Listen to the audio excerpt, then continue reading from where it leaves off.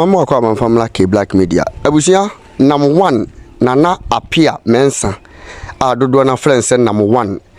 Abusia wo ba kai se eye mfie mpimienu ene eye dunson ni dunwotwe mu na anda nanado amamu ene bawumia amamu na ekokoto dwase eye number 1 waye kofa by o men's good Efrodon Crofo inti enamso ema Bank of Ghana de onsa eto men's good eye na japade ene eye ne niam nyina so na abusia emfie ensia enso munie asem no da ho wo court eye enura dai na asem no omusa course e criminal high court wo enkampumpuni mantem na abusia omukọ ye no number 1 ese ono onye guilty ni nane so person kire se woni fo e wa asem ni mukura na wasa di yaw kase e wo eye judge a wotena asem ne so se still na wasa number 1 etimiji tum se odifo wa bra ono number 1 na apia mensa enim se onni fo no wose odi yaw e wo ho pa da busia wo wie no odi nsem bi tudwa se yaw ene eya benedie ene benabo wode eye ne customers afamu nyina no enye sei na nakwo pe no okoto esere se eye ne customers nyina emfa enche no na ogusu a wo bom paye se asafo wrade ebehu ni mobo na asem no yebetimi awie ne kakorakora na ekoba se omuka asem ni wie na se ono na apia mensa number 1 kofa by for men's good wodi fa obehwe kwan obefa so ede atua ne customers nyinaka se nso oni fa ono nso obesiu na nado danko akufo ado ene Dr. Mahmoud Bawumia ne MPP governor no wo court wa bra o de se ngwase no ade agunu abusia yenkonkwaji nchiremu no mre sisi ye.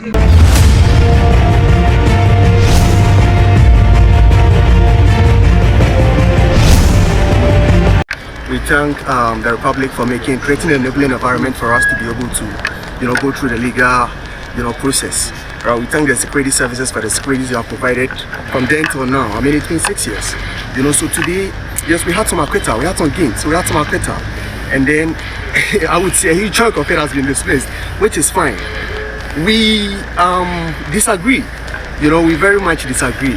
But it is worthy of note that the disagreement does not in any way erode our confidence in the judiciary and then the courts.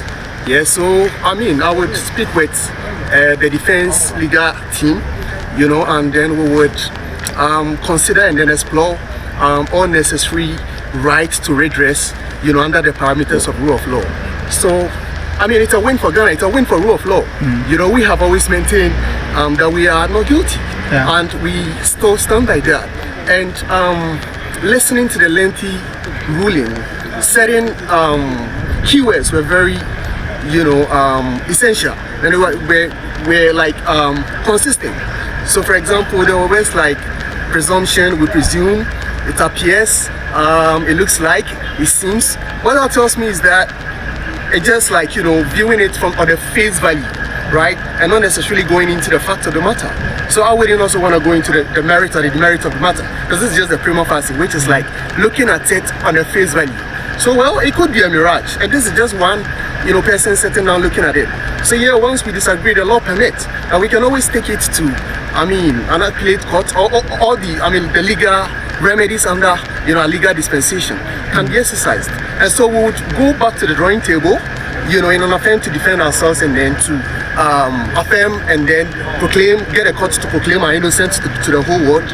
We would explore all the legal remedies, under, the law. We think that it is not like, I read in a section of the media that says that we are afraid to open. No, nobody's afraid.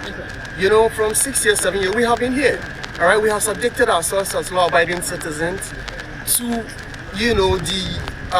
what the law sees, all through from the circuit court now to the high court. So yes, but of course, the law permits us to exhaust, certain our right of redress, and it is for us to waive that right or, exercise it. So yeah, we'll go. I cannot, decisively stand here and say that we are going to do that. But I have to speak to my lawyers, and then we can come to that conclusion or otherwise.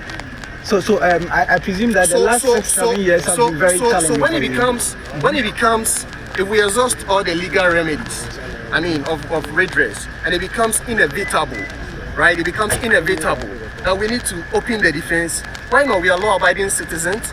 We are subject of the state. We are not above the state. We are humble citizens, all right? So we'll gladly, enthusiastically open the defense. And then all of you would hear what I have to say with respect to the charges that has been labeled. But as it stands right now, we are not guilty. All right. And I mean, that is instructive and very commanding. Tell me how challenging the past 6-7 years have been for you. I mean, people clamoring here, saying that you defrauded them and all of that. How challenging has it been? It's been very painfully challenging. But of course, we leave that to what doesn't break you makes you stronger. And I'm a believer, whatever God doesn't permit, it doesn't happen. So it's fine, it's very fine. I'm not a person that complains. Anybody who knows me will tell you, I don't believe in complaints, right? I embrace whatever comes to me. I hold a challenge and I try to make the most out of it.